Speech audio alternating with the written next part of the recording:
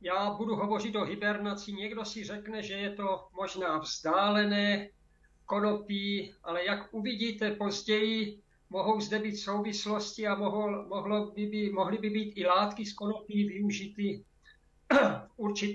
v určité léčbě.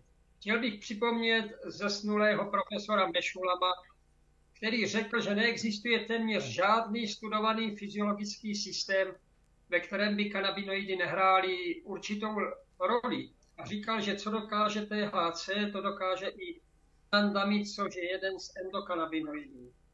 Já k tomu mohu jen dodat, že kanabinoidy mohou dělat to, co dělají endokannabinoidy. Mohou napodobovat účinky těchto endokannabinoidů. Pokud se týče té hibernace, tak my máme období, kdy zvířata jsou v klidu. Jestliže je to v létě, tak obyčejně teda to období klidu nazýváme dormace, určitá nečinnost, a je to tedy v létě, tak je to estivace, letní spánek, nebo v zimě hibernace, zimní spánek. Je to hluboký, dlouhotrvající spánek, biologický odpočinek za nečinností, charakterizovaný, že je zpomalený růst nebo vývoj a dočasně jsou přerušeny metabolické pochody v těle. Dochází také při tom letním spánku k nepatrnému nebo žádnému snížení teploty těla. Není to pravá hibernace. Zajímavé, tady na obrázku ukazují třeba tu žábu australskou. You can see the frog, Australian frog, which can survive up to 8 years without any food, and only during heavy rains it wakens and the cycle is restored. So estivation is the period which animals fall into in order to survive. They don't move, as I've said, they don't eat, drink, and they are protected just like against dryness as much as during hibernation from cold. When they estivate, its breathing, heartbeat, and other body processes slow down. Thus, this reduction activity decreases the need for water, and the animals can thus survive. Otherwise, they would have died. Contrary to that, hibernation is far deeper, so to say, than estivation. The reasons being very simple. The days are short, temperatures are low, there is a shortage or limited food. So cold is the most important factor encouraging hibernation. Darkness and quiet is very important. They usually are underground. Bat, hedgehogs. These are examples of the hibernators, just as many other small and medium-sized mammals in north temperature regions. They solve the problem of winter scarcity of food and low temperature by entering prolonged and controlled state of dormancy or hibernation. True hibernators, ground squirrels, marmot, groundhogs, chipmunks, bats, mice, simply prepare during the summer and fall for hibernation by eating large amounts of food and by building up large amounts of food. This is the council. This is the American bear that changes entirely, which is a true hibernator, but in winter he falls into dormancy. The body of this bear enables it to use the urea, a chief component of urine that is produced during tissue breakdown. If left to build up, it may become toxic and use the nitrogen to build new protein.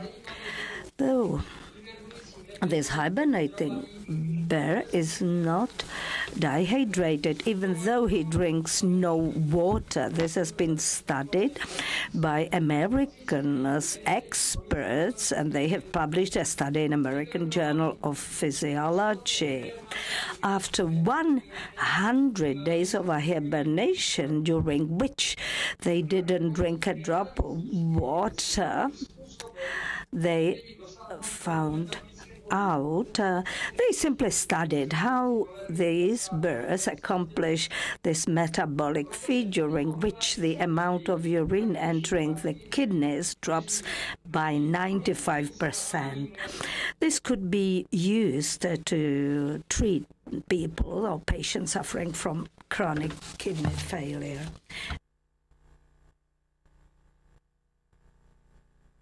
And the bear, and that's also of interest, has bone, anterior cortices from the midshaft of the tibia, and it does not become porous. This was a 13-month-old grizzly bear after 17 weeks into hibernation. Intracortical porosity did not appear to increase during hibernation. We have studied the presence of 2-HG in mouse bone. Since originally we didn't know there were endocannabinoids or endocannabinoid receptors in bones. This was in May 2004 when I studied those samples, and I found out the presence of the substance. There is a smaller peak than her peak, and we analyzed the structures. We found out that there were 2-HG that you can see here in the picture. We use the high-resolution power device available in Israel. At the university, this was also studied with respect to bone formation rate, and when they added 2-HG dose, the bones became much stronger. The bone formation was actually stimulated, which is the effect of endocannabinoids, and also possibly inhibit the bone resorption directly by activating osteoblastic and osteoclastic CB2 receptors. Bone is subject to constant breakdown and resynthesis in the complex. It's actually called bone remodeling. Osteoblasts produce new bones while osteoclasts destroy bone. And this is also thanks Professor Meshulan and others studied this and uncovered the major role of endocannabinoids in modulating bone growth and remodeling, thus indicated the potential benefits of using cannabinoids or their receptor ligands as therapy for treating bone diseases and injuries, as well as promoting bone formation or inhibiting bone resorption. In elderly women, this could be used for osteoporosis treatment. Then we have other animals like the Arctic ground squirrel, marmot. We know this, which is also a true hibernator. This Marmota laterostris. The temperature drops from 31.7 to 5.6 degrees centigrade, And the breathing frequency is from 100 breaths to 4 per minute. The heartbeat then also is down from 250 to 10 beats per minute. The temperature of hamsters drops down to the temperature of 4 degrees centigrade in the course of winter hibernation. Down below you see the temperature on the ground. You see the peaks. I'll soon cover that. That's the soil temperature, because hibernation has a certain sort of a strategy. The world champion of mammal hibernators is Arctic ground squirrel.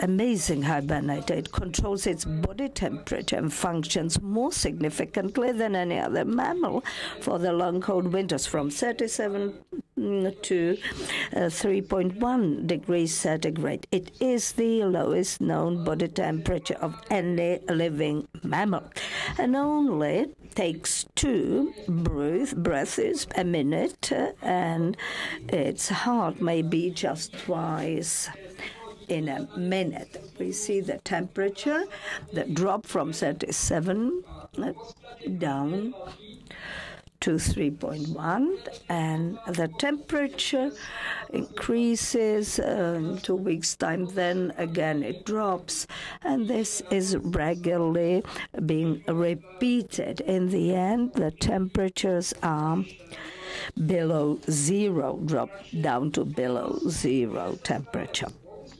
So the fact of waking up and falling asleep, that's a protective mechanism which actually lasts for about, it takes 2 days to wake up or to awaken. Why is it? Because he goes down the den and metabolism slows down, the temperature drops, and it takes like 3 hours to wake up. They need to check the system, the body, simply for infections, parasites that they might have picked up. And they also need to eat or to excrete to get rid of sort of waste products. Had this not been done regularly, they perhaps wouldn't survive until spring. As I've said, heartbeat frequency drops. Sometimes the metabolism slows down to 100 times. Usually, sorry, it's not. There are dropouts in this house. So, the temperature body temperature may fall below zero, which is, as a matter of fact, quite appalling, since crystals may occur, and if it's close to or below the freezing point, simply it's a challenge. But they just check the system, get rid of any waste or unwanted materials, and eat, and then return to sleep. This is a brain protection mechanisms. Just like if you have a heart attack, the blood in your brain is just a trickle of blood flowing to the brain, and that should cause damage, but it doesn't. It does seem that they have several attributes that may prevent brain from damage. The blood doesn't clot, and the white blood cells go into hiding. The most important thing for people is that the blood is rich in ascorbic acid. If we use the example of a human being, if there temperature would have to be 37, heart rate 3 per minute, and breathing 1 per 4 minutes.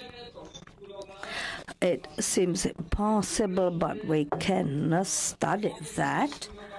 And we have studied endocannabinoids. I shall refer to just one. If I were to cover everything, it would be time-consuming. So I'm going to talk about the amounts of 2Ag in ground squirrel brain.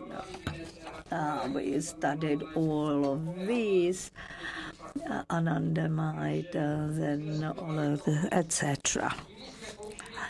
And we used this ground squirrel brain. You can see how lively it is when I'm having it in my glove. It's a disgusting animal, but once it falls into hibernation. If you wanted to, so to say, put it right, then you would break it. It's just like a meat from the freezer. It's a sort of furry ball that seems more dead than alive, and it's very it's actually defenseless. After 1 hour, it would slowly open one eye. As I've said, these are sort of fairy balls, cold fairy balls. We have studied several parts of the brain, cerebellum, limbic forebrain, amygdala, hypothalamus, hippocampus. And if you look at what happened in cerebellum, there was the DC at the ambient room temperature. There was a certain level thereof which dropped under 4 degrees centigrade. Not all of them hibernated. This didn't. So this ground squirrel hibernated, and glycerol arachnoid went up and protected the animal. In the limbic brain, the situation would be similar, and there were no differences between ambient room temperature and cold temperature. But when the ground squirrel started hibernating, then the situation again returned to what was before. So in hibernation, the contents were much higher. So we studied other endocannabinoids, which are shown here. Normal temperature, this was the level, and during, that's cerebellum in grams or milligrams. Here you can see the values, but when the animal was in cold, then again this column went up. This is called a kind of sleeping substance. In a cold environment, this column went up.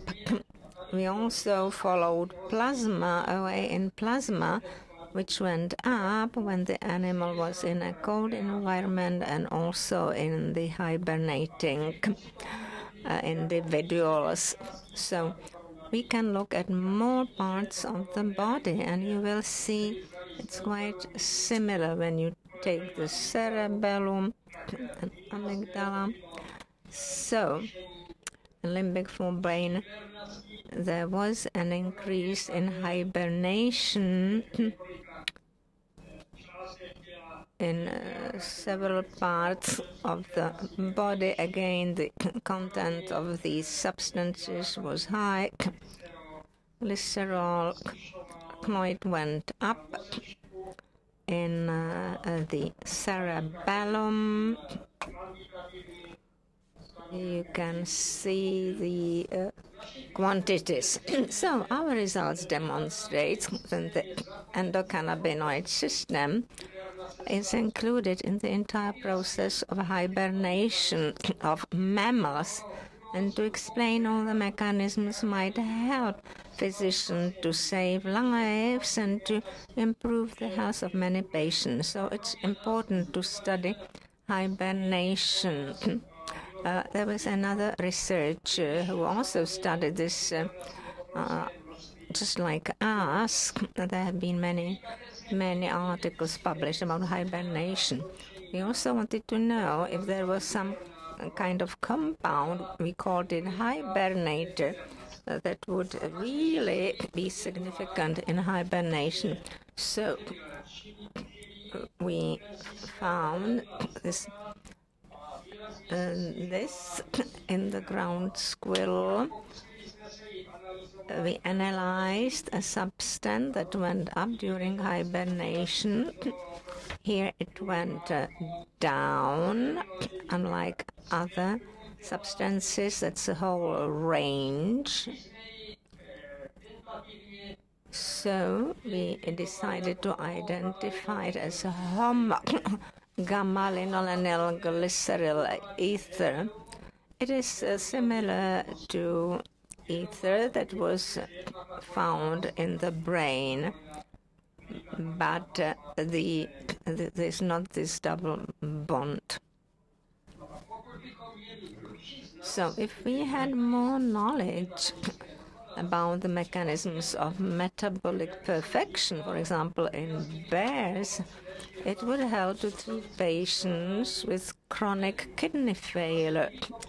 And if we studied the mechanism of bears preserving their bone density, it could lead to the prevention of osteoporosis of patients who are chronically admitted to a hospital, because if the patients are not ambulatory, osteoporosis develops. To understand the mechanism thanks to which ground squirrels tolerate low body temperatures, that would also help for long-term storage of organs for transplantation. It would also explain the flow of blood to the brain, and that would be a breakthrough in the treatment of ischemia. Also, it might protect patients against injuries caused by stroke or heart attacks. So you can see what is really important is the content of endocannabinoids, where these substances are and where they can act. That's something that should for the future, but there is hope. I'd like to give you a few case reports of hibernation, so-called hibernation. Even humans might be able. There are many cases, but I'll give you 3 cases. A skier female who fell into cold water, icy water, for more than an hour. The temperature of her body when they pulled her out was 13.7. She was 29, a skier, and she was also a physician. So she went down near a waterfall. The ice broke. She fell into the water. This is how she stayed blocked. The body was under the ice, but she found an air capsule. She was fighting. It was very cold. And it took another 40 minutes before the friends, they were also physicians, they made a hole in the ice and pulled her out. So she was really in the state of clinical death. If they called a doctor, the doctor would say she is dead. But her friends didn't want to give it up, so they called the emergency the helicopter took her to the hospital. They gave her oxygen. They did pulmonary resuscitation in the hospital.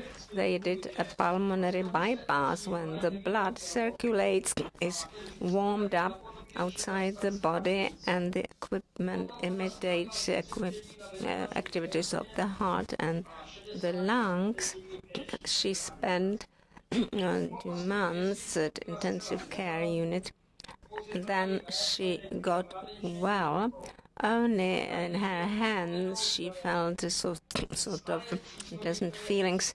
So I would like to recall an old proverb: no one is dead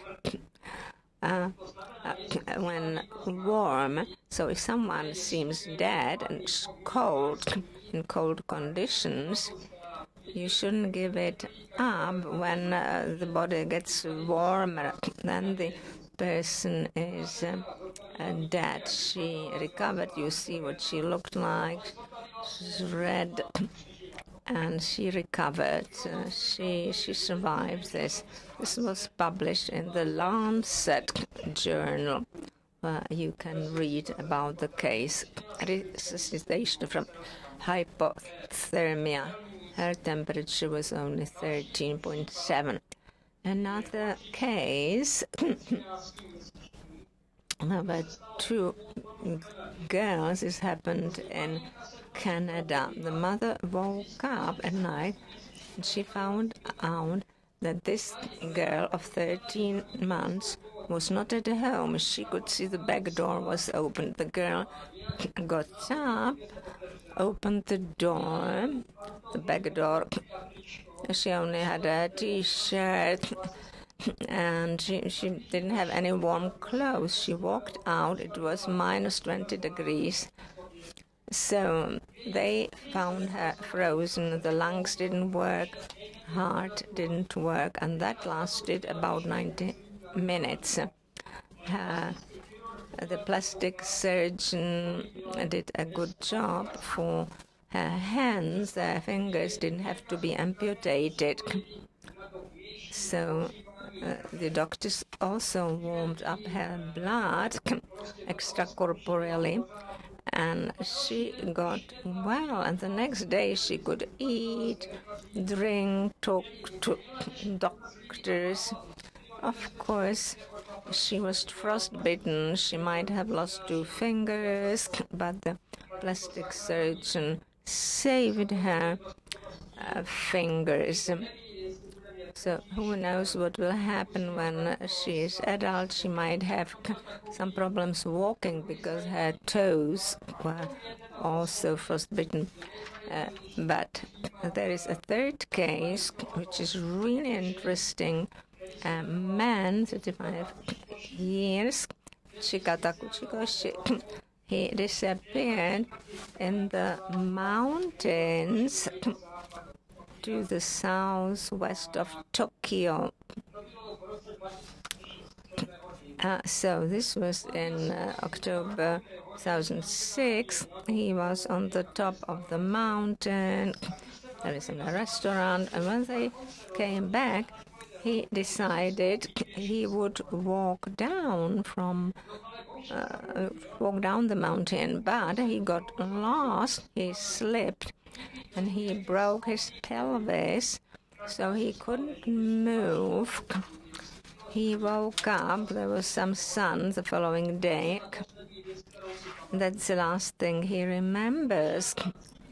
He was lying there 3 weeks, no food, no water. It was very cold, 10 degrees Celsius. When he was found by a mountaineer at the end of October, so they again calls emergency assistance, and the physicians try to get him out of this severe hypothermia. Several organs failed, loss of blood after the fall. But it was almost improbable that he would get he would get well. So the physicians were amazed. 3 weeks, no food, temperature 10 degrees. His metabolism almost stopped, but he survived. So this is a hibernating man who got well without really consequences.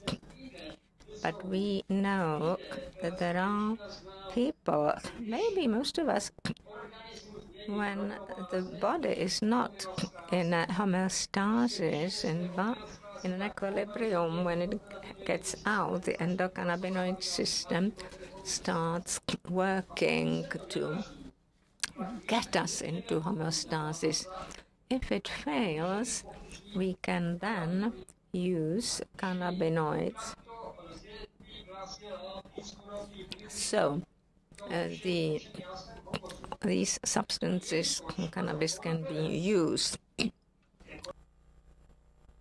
This conference is on cannabis and also herbs, therapeutic herbs, medical herbs. So as you know, I have been gathering information all my life or during my career. So we are also working on treatment. Can we follow up the treatment by cannabis? There is elderberry, Sambucus nigra. There is a very nice monograph by Dr. Opichal. He was a lawyer. He came to me and he said, could I study this? Well, this would have to be my chief project. There's another publication by Elena Hamplova, which is again called The Magical Elderberry. A beautiful photograph from Bratislava, a very huge elderberry tree. And there is a proverb, Czech proverb, which says you should take off your head when you see a chamomile and kneel down when you see an elderberry. So the elderberry is really amazing, and in fact, in villages, people always had an elderberry bush or tree, and they used the fruits of the elderberries. The juice of elderberries is very, very healthy. In 1914, Dr. Epstein in Prague published a work about the treatment of neuralgia using elderberry, Sambucus nigra. Neuralgia, that's a very severe pain, and sometimes you think cannabis could help. And in fact, the elderberries help even better for neuralgia. Neuralgia is treated in such an efficient way. How did it all begin? There was a sailor who took elderberries, and his doctor heard about it. The sailor suffered from ischias, but then in Prague he met with an American who also had ischias and said he used port wine, and that helped him. So the doctor remembered the sailor, and he thought maybe this is a port wine. So the doctor bought many bottles of port, and he could see that all patients were really cured, even of the trigeminal nerve. That's the worst pain you can experience. Some patients can commit suicide. So the patients got much better. Then he ran out of wine, so he bought more bottles, and he could see that this wine was no good. He was disappointed, so he followed, or he went to study the production in Portugal, and there was a law from the 18th century saying if someone in fact adulterates port wine with elderberries, which is a kind of false coloring, that person will be imprisoned. So he remembered the sailor again, the American, and then he thought, so that port wine must have had elderberries because it's 20% alcohol. So he made elderberry juice with alcohol, and this was successful. So elderberries in 20% alcohol are a great medicine, a great medication. There was a guy who came to the hospital. Well, he was very poor, so he was supposed to get something cheap. He got elderberries without the alcohol, and the person got better, even with this elderberry juice, alcohol-free. So you can see if it's pain, neuralgia, and impaired nerve, elderberries can help quite a lot. And there is another plant that also helps. Mushroom, psilocybe, or magic mushrooms. We also made some experiments of these magic mushrooms with psilocybin, and very interesting things were found. Mr. Meislik, I'm sure you know him, you have heard his presentation.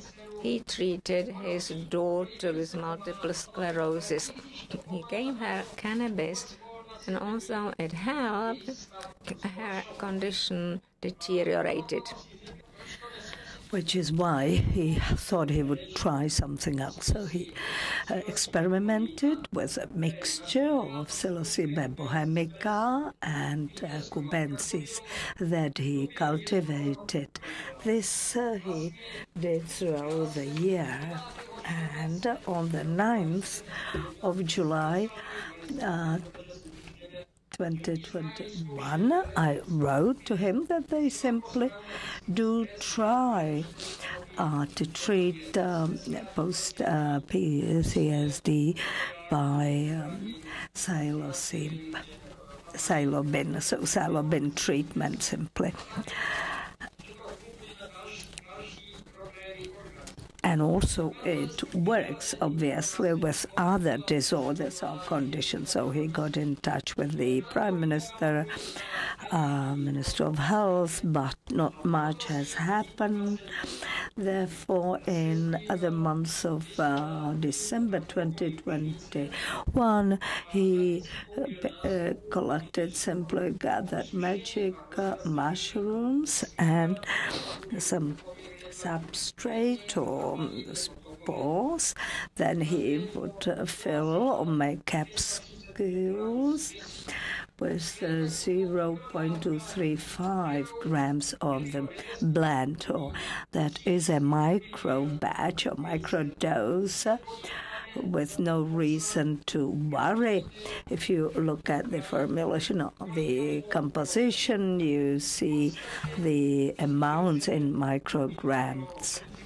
So if that is to be hallucinogen, the video would need, I don't know how many grams, 10 grams, I believe. So he experimented or tried this treatment on the 1st of December 21. I don't remember this by heart. Actually, that are details concerning his daughter Martina prior to this experimental treatment. She had 40 kilograms in weight. Upper, there was a major body rigidity. The lower part of the body was paralyzed. She could open her right hand, but not the left one. She could not raise her head above the crown of her head. She couldn't sit erect in the wheelchair.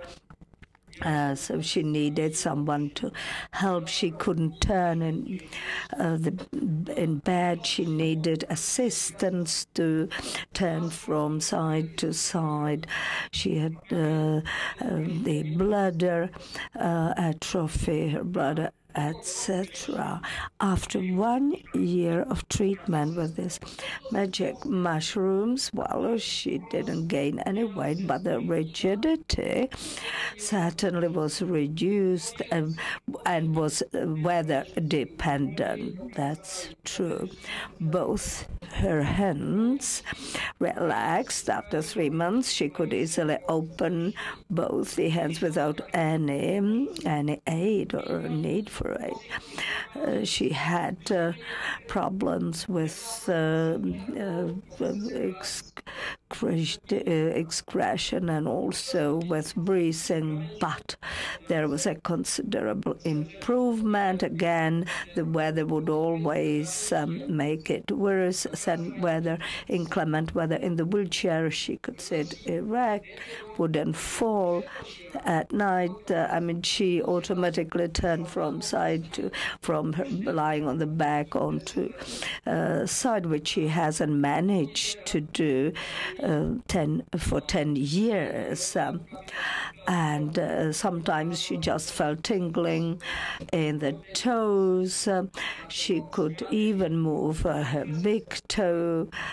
Depressions became only very rare or seldom, and she could even weave the baskets and automatically grasp for the twig and put it into the right place. So I just want to say that she hasn't had any changes in perception during the administration or delivery of magic mushrooms, and her sort of state of health is improving, though slowly. If you need to know more, get in touch with Mr. Maislik. He's very forthcoming and very happy that her daughter's health has improved. And now a question of ethics, because it is illegal to self-treat or self-administer simply magic mushrooms. But the question is, can we simply use for treatment what helps us and treats us when the doctor and healthcare system cannot help us? Naturally, we would prefer if we could have access to alternative treatments under medical doctor's supervision. Well, this is all I wanted to say. Thank you very much for your attention, and you go ahead with questions. Thank you, Mr. Hanuš. Of course, we have got questions here, I believe. Or does anyone want to ask a question or not? Raise your hand so that I can see you.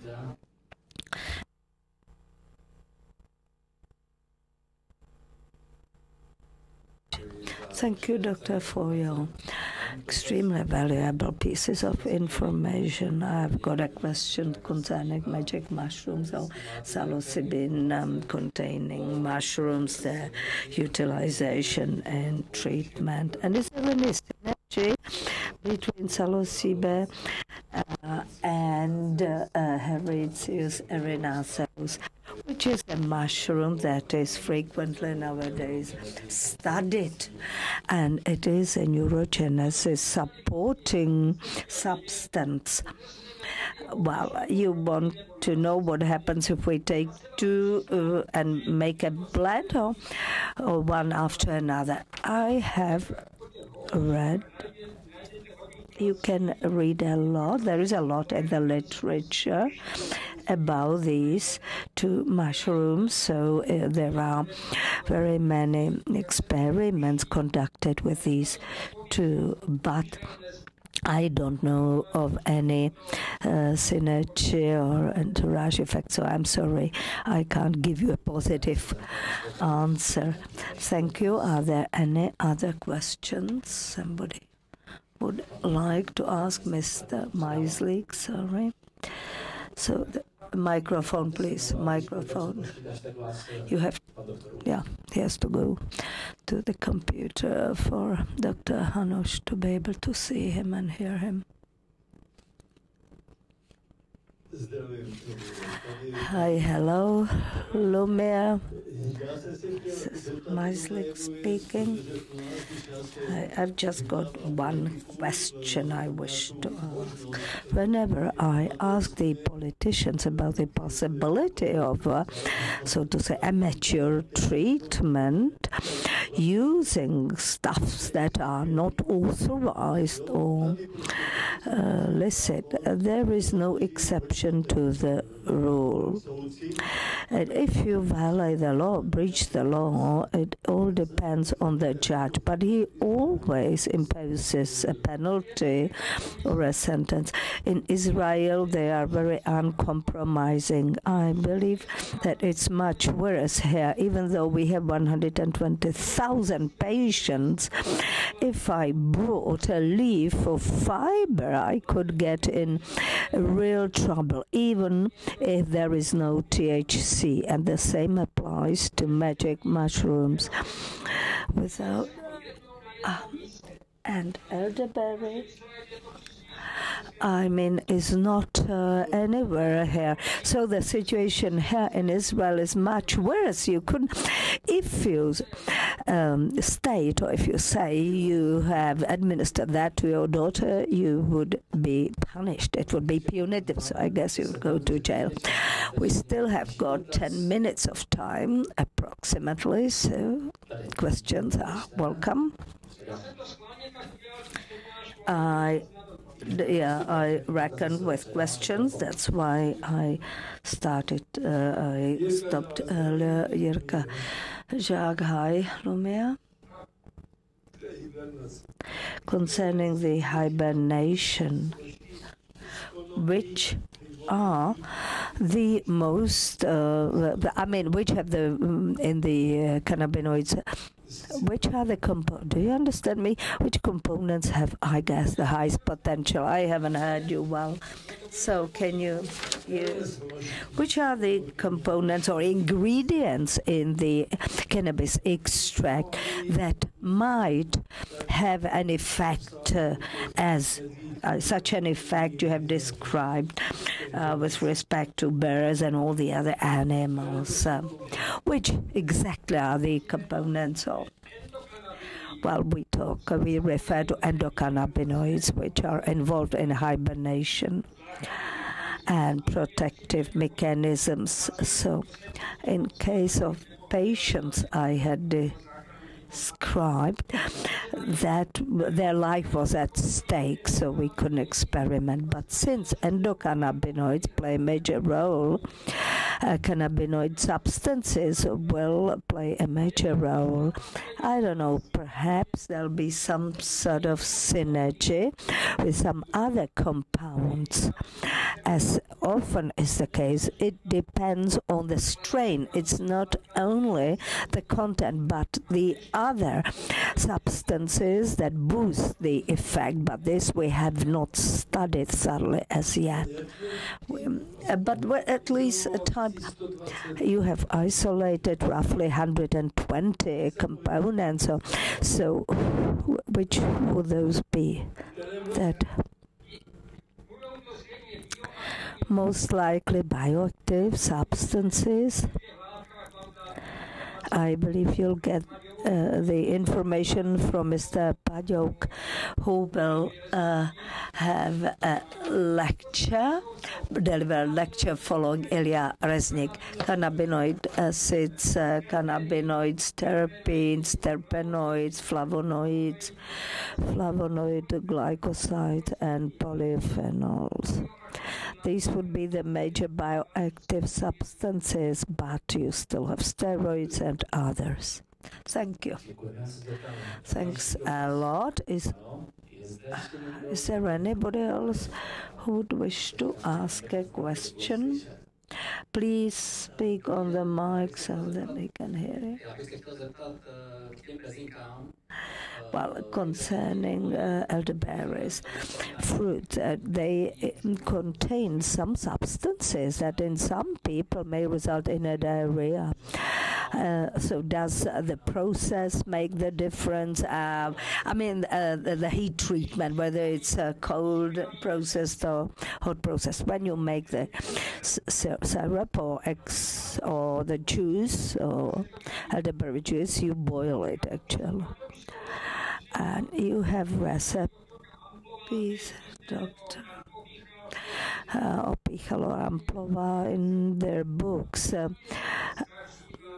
offer recipes, so it's being actually heated up and boiled because they may, the elderberries might trigger some issues, which is why it has to be boiled, and once it is dense in the form of a syrup, you actually dilute it with alcohol to make a 20% solution, and you just use a tiny little dose every day. It is great.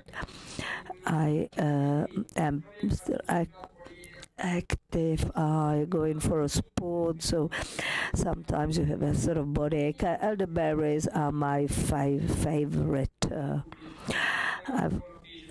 are, I don't know, 1,000 to 1,000 publications of articles on their beneficial effects. Any more questions?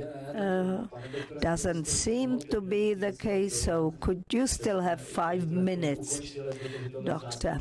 It's so great to have you online, so do share with us.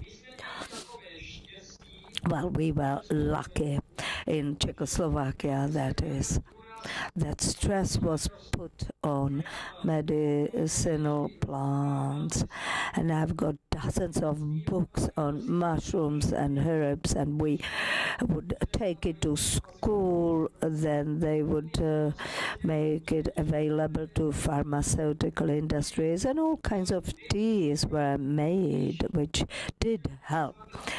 I have been studying cannabis or hemp for 53 years. I don't wish to claim it is the best, but it is great because cannabinoid receptors are some of the most widespread in human body, which is why it does treat so many diseases or conditions. Endocannabinoids substances bind to the receptors. We know CB1, CB2 receptors, but there are many more. Cannabidiol has other effects or affects other receptors. There are 3 such receptors. I'm not going to elaborate on that. So this is important to know. which is why cannabis is truly universal. There are many medicinal herbs or plants that are great, like this elderberry and neuralgia. It helps with that. And there are others that help bring down the fever or high temperature. It is all depending on the actual plant or parts of the plant. So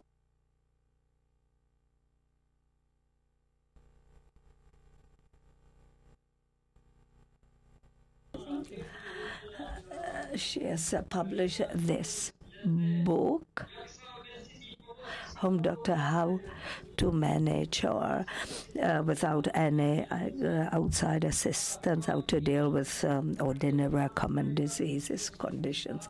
Home Doctor, they call it, how to take care of one's body in order to feel well. While you read a lot, she's a medical doctor.